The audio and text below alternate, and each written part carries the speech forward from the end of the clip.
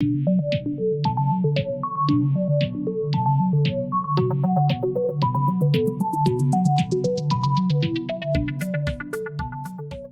ladies and gentlemen, to another episode of the Balance of Phoenix Sports Podcast. What you got, the host of the most, the man with the plan, Yahweh King ECG, and the Buffalo Kid. It's your boy Sly, man. And Manila. It's your boy Navinci. Starve the ego, feed the soul. Okay, so today Sly's pulled up on us. He said he want all the smoke. So, sir, I'm going to give you an opportunity and let you go first. Get what you got to get off your chest. If you want me to replay some of those clips, just let me know. And you know what I mean? We can go from there. I mean, it's up to you. You can replay it, but I don't need to hear they bullshit anyways. I got my own. All right, let's go. Let's go. Okay, so first off, I want to start by saying I'm not one of those against MJ. Like, I think that I'm probably 55-45 on the whole thing. So when people say Jordan's the GOAT, I'm not mad at it. I think it's a lot of evidence to support that. Jordan is Jordan. Anybody that gonna say that Jordan is if you feel like Jordan is not the GOAT, you better have some hard facts, because that man's a lot of his stuff is undeniable, right? Yeah. But my beef is when you act like there's not a legit argument for LeBron or even for Kareem. I feel like both of those guys have legit arguments. Personally, my argument is for LeBron. Okay. First point. You guys, in your last video, you guys said the only argument for LeBron is cumulative stats. And I want to say I completely disagree with that. Okay. And I also want to say them stats that add up over time, like, they count. Because if you didn't count those, I mean, if you want to discredit those, that's like taking away like Tom Brady's numbers or anybody that put up numbers over a long time. You can't do it. That's a stat. That's an accomplishment in itself, being able to be dominant over a long period of time, right? So I want to get into and I wish I remember everything you guys said, but the stats thing was a big one, because I feel like my argument for LeBron is not stats at all. Like, my argument for LeBron being a GOAT is not a statistical argument at all. So that's why your argument is real. That's why your thing is real. And that's why I appreciate it. No, but that's why we said most fans. Do you see what I'm saying? Okay. We know with you and with people who are reasonable, who love the NBA, they're not just looking at stats. They're looking at the bigger picture. They're looking at impact. They're looking at all these things. But we just finished talking about a guy we see making arguments that have no logical sense. And he uses statistics all day, every day to try to back that garbage up. Do you know what I mean? So it's just us saying to the rest of the people, there's nothing wrong with LeBron being number two, or if you feel Jordan's number two. But just be honest about your take. You know, I'm a Kobe stan. Navinci's a Kobe stan. Kobe's my GOAT, bro. I'm not out here lying or capping for it. But I know MJ, the guy behind me. There's three guys there. Top three, like Navinci said, I say top five. That's the furthest I'm gonna stretch it. I'm not mad at that. I don't want to be one of them guys that's like, what? No, LeBron or nothing. Nah, like, I've heard legitimate arguments for even Magic Johnson being a GOAT, and I was like, that's valid. Like, sometimes if you can make valid points, I could put my hands up and say, you know what, we just got a difference of opinion, and that's that's how I go about it. So you just mentioned Magic. You mentioned Magic, right? So and because you mentioned Magic, I want to say something, right? So we have Magic, and you said a lot of people consider he's in the GOAT conversation a lot of time, right? So, yeah. Right? So Magic's in the GOAT conversation. So, and then if we're gonna go by stats, John Stockton, hold on. Sir, don't worry, I got something for you. Let's just look at them, okay? Let's look at them together. Look at those. This is why I have an argument with people when they use stats for LeBron James. We would never call John Stockton the best point guard in the world of all time. But he beats Magic in all these stats, right? Magic got rings, MVPs. I mean, him and Bird revived the NBA. Is that fair to say? Facts. That's a fact. That's a fact. And I low key I agree with that though. Like I think Magic the best point guard ever. Like I don't even think that's honestly I don't think it's much of a debate though. But I mean, my point guard list is a little different from other people's, so I could understand if somebody came to me with a legit argument for John Stockton and they had facts and whatever evidence they needed to support them, I would hear them out also though. Yeah, That's but what I'm hold on saying. there. Hold on. So if John Stockton win at least 2 championships, would it would we be having this conversation? That's a valid question right there. And that's where I feel like that's kind of how I look at the Jordan and LeBron. So I'm happy you said that. Because I look at it like, okay, with Magic Johnson is like in Stockton. Stockton ain't got no rings, right? But he does have a lot of numbers. Magic got the rings. As much as he don't have the numbers, you could look at those rings and his accomplishments and say, nah, bro, you ain't did enough. You can't do that with LeBron, though. You can't look at LeBron's accomplishments and say, no, these don't compare, because his accomplishments actually do compare to Jordan's, even if Jordan might have more. And where it becomes even is when you add in the cumulative blah blah blah blah blah. Leave that word alone, man. Yeah, no, that's the multiple stat categories. But like those stats, those overtime, the longevity stats, when you put those in with his accomplishments, that's when you can say like, yo, there's a legit argument right there. And that's what I'm saying. It's more factors. If you're just gonna argue stats, I legit cannot have a conversation with you. I can't, because that's some shit that's just you could pull it up on a computer. I want to talk about, did you watch the game? Did you actually see his impact on his team? Did you see his impact on the game overall? Or even like on culture, his impact on me, impact on like how I even play basketball, or how my homies play basketball, or like stuff like that counts to me. Like that counts in the GOAT conversation too. Like, and I think LeBron got a legit argument outside of that. So, okay, let me get to my first. This is the first argument for LeBron too. I want to get to that because I don't want to forget. Okay. I feel like LeBron played in an era that had more competition. LeBron's level of competition was higher than Jordan's level of competition.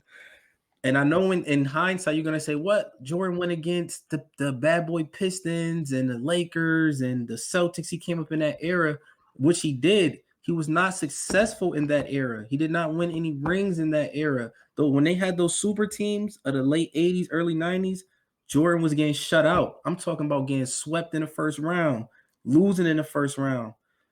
We can't say that about LeBron. And I feel like Jordan didn't beat any super teams. LeBron spent his career going against super teams, legendary coaches, legendary teams. I'm talking about from 22 years old, or 23 years old in the finals against a legendary team. The Spurs, that's a legendary team. This man came 3 years removed from St. Vincent St. Mary's. He's playing in the finals against Tim Duncan, the greatest power forward of all time. I'm just saying, if that's not that ain't no stat. That's just legit. That man, and he was, and mind, aside from that, let's look at who he took to those finals. Daniel Booby Gibson, Love and Hip Hop star, Zeldrunas Ilgauskas. He wasn't a star. He was a good player. He wasn't a great player. I said he's a good player, but you can't compare him to Booby. But yo, you have to be fair. Z was an all-star. You acting like Z was really garbage. He was an all-star when LeBron took him to the finals. I think somewhere he was on the back end of his career. He was on the down end. Oh. At that time, Zeldrunas was on the decline. At his peak, he was an all-star, a fringe all-star at that. And that's fair to say. But that's why I said let's be clear. Player, in that finals, though, the second best player on that finals team was Booby Gibson, bro. He was. I vividly remember it too, because you know what I remember? Because I remember Skip Bayless. It was an argument between Chris Broussard and Skip Bayless, and Chris Broussard was like, "Look at his team. Does he have another Hall of Famer on his team, or even All-Star?" And Skip Bayless, in complete clown fashion, said, I don't know. Daniel Gibson has potential. Maybe he could someday. And that's when, at that point, I discredit everything he ever said. Like, literally, nothing he ever said ever meant anything. He said Daniel Gibson had potential to be a Hall of Famer in an attempt to discredit LeBron James. Yeah, see. It's Hey, over. listen. Like Okay, you don't know. look, I feel you. Listen, my argument for MJ is that is very true. He did not dominate in the 80s.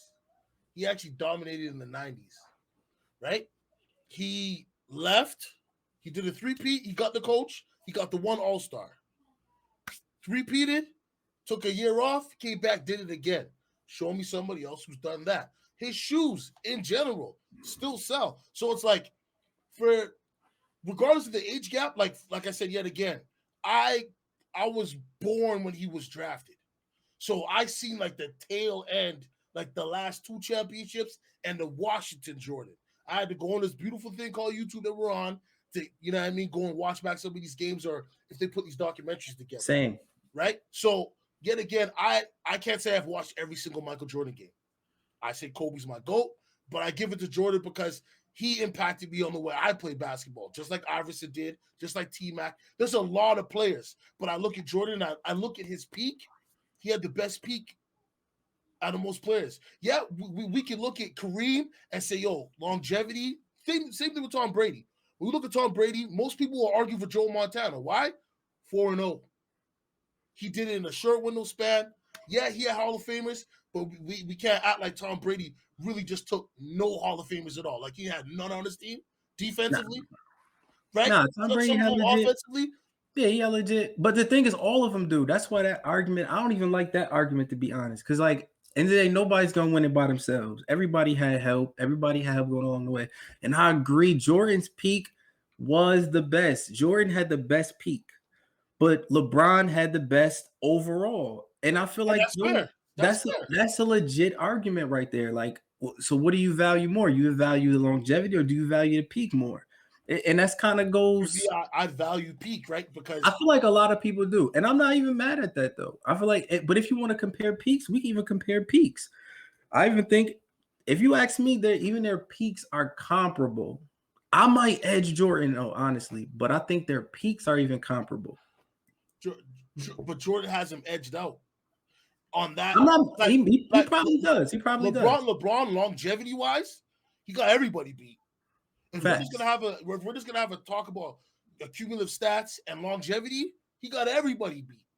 But if we do that, then I guess we're discrediting Bird, Magic, Julius Irving, Bill Russell.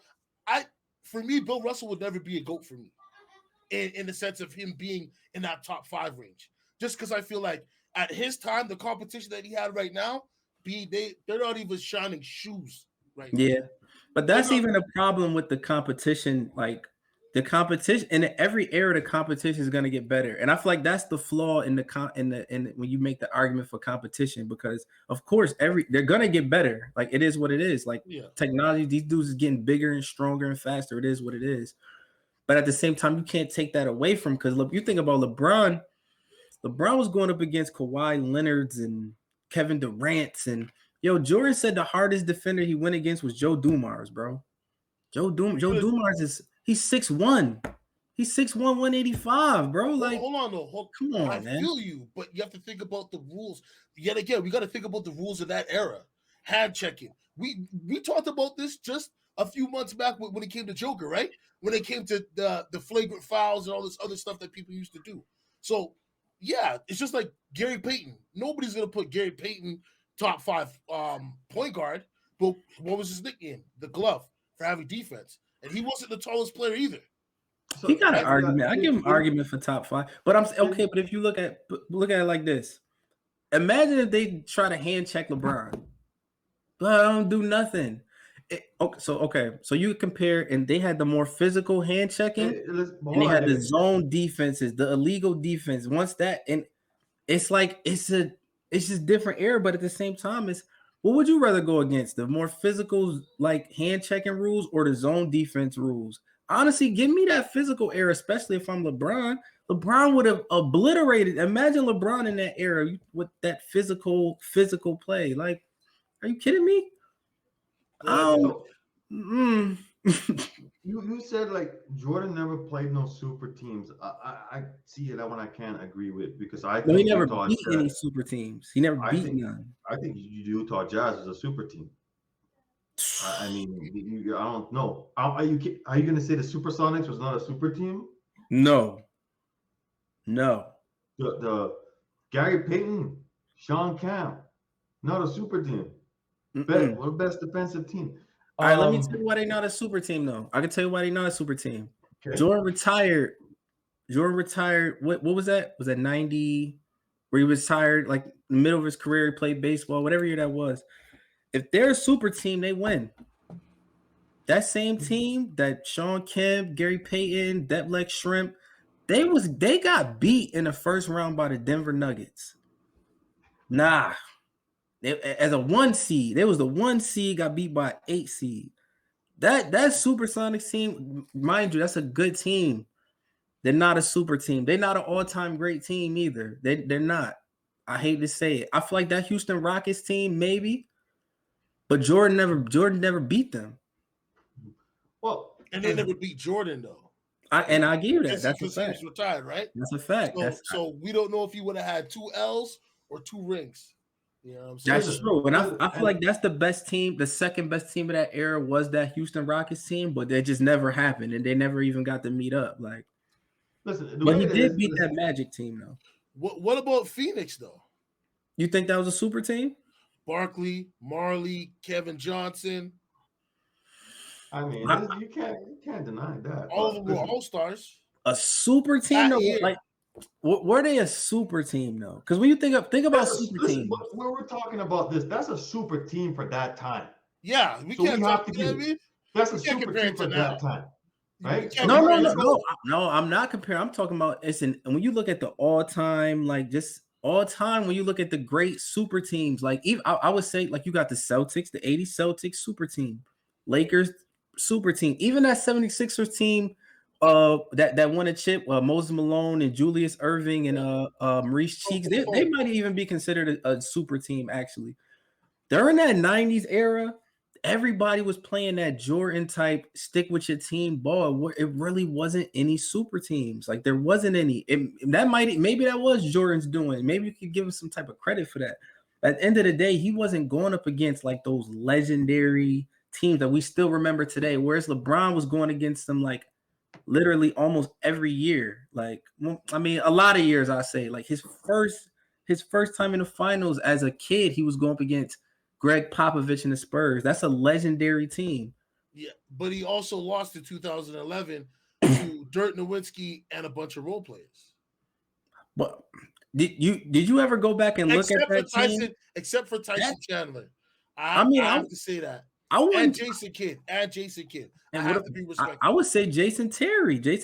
I wouldn't consider him a role player. I don't know why you always shitting on Jason Terry. Yeah, Jason. I'm not shitting on him. No, listen, he's a journeyman, bro. I'm just saying he's not a regular all-star. How many all-stars does he have? Well, there's something in between like role player and all-star. It's like there's like a little middle ground. I don't know what that word is though. Can you tell me? Yeah, I don't really know. So I have to just say role player and then say no disrespect. Because I would say when I think role player, journeyman. I might say Tyson Chandler is actually more of a role player than like Jason Terry. Because Jason Terry is I don't know. Either way, that team, that team, that Dallas Mavericks team was like an amazing run though. Like that team, like Detroit.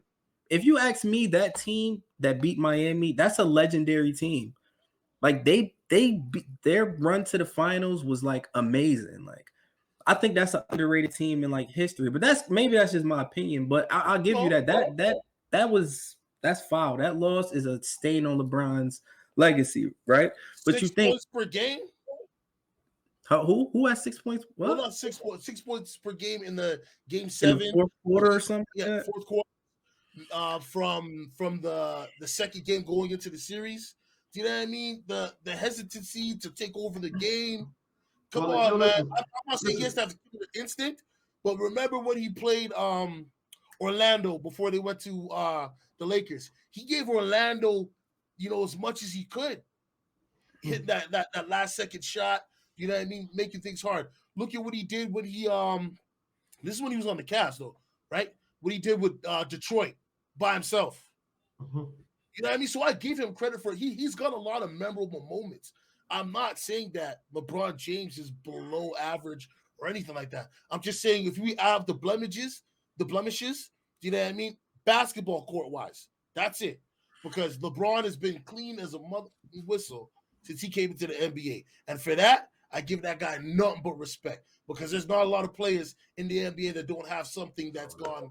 All right, so okay, listen, people, we do have that giveaway coming. Remember, 7 videos. You should know which one started, which is the first one, which was the second, third, fourth. Anyways, Noti Gang down there will be sending you guys all the card. But anyways, it's your boy King E. Curse Glass, the host with the most about the plan, Yawa and Manila, It's your boy Na Vinci. Starve the ego, feed the soul. and the Buffalo Kid. It's your boy Sly, man. Buffalo shit. All right. Nice, easy, easy.